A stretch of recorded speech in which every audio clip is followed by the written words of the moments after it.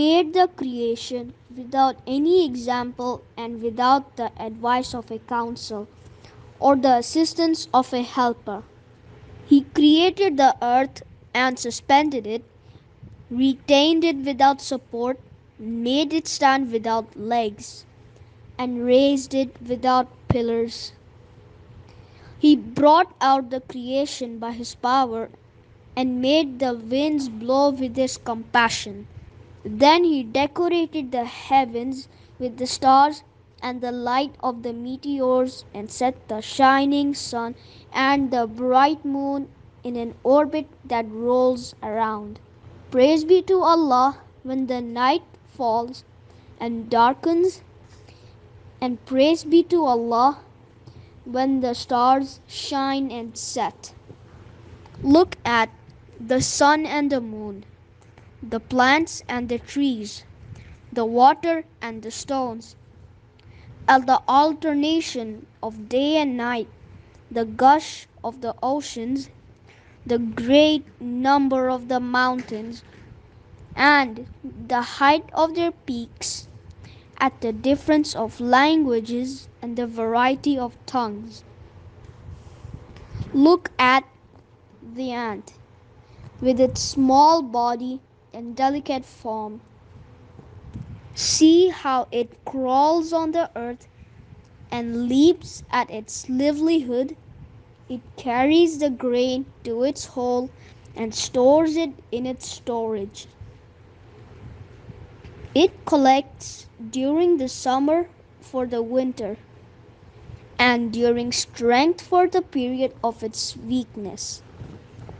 Glorified is Allah, who has given feet to the ant and the gnat and created those bigger than them, the fishes and the elephants. If you wish, I will tell you about the locust.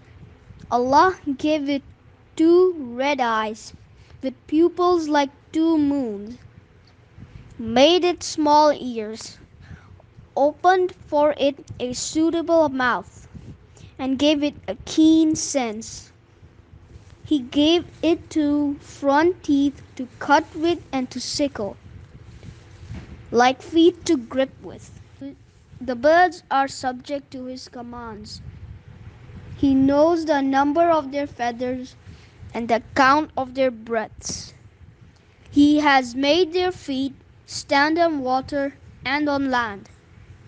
He knows all their species. There is crow and the eagle, the pigeon and the ostrich. The most amazing among them is the peacock.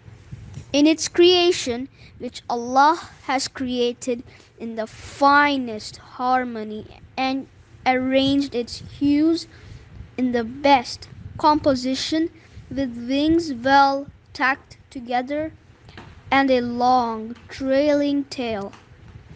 An example of his delicate product, a marvel of his creation, and a sample of his profound wisdom is what we see in the bat, which shrinks from the daylight, although daylight moves everything else to action, and is active in the night, although the night stops the activity of every other living thing.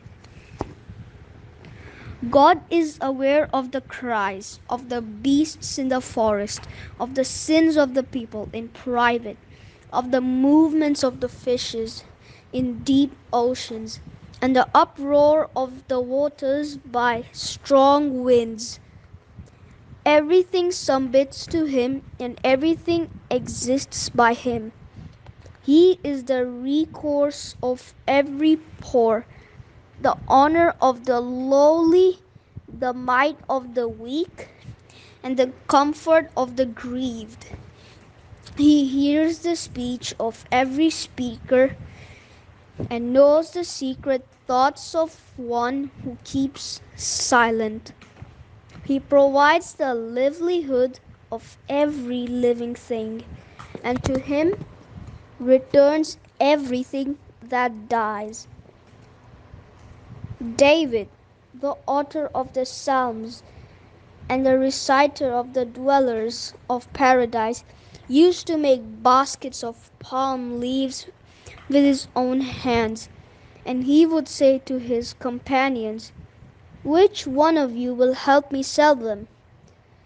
He ate bread made of barley bought with that money. Moses said, "O my Lord, surely I have need of whatever good you may send down upon me." And by God, he asked him only for bread to eat because he used to eat herbs of the earth, and the greenness of the herbs could be seen under the skin of his belly due to his leanness. I will tell you about Jesus, son of Mary. He had a stone for his pillow, wore coarse dress, and ate rough food.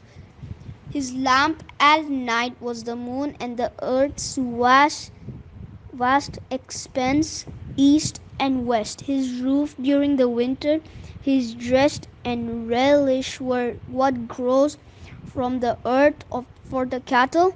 His feet were his means of transport, and his two hands his servant.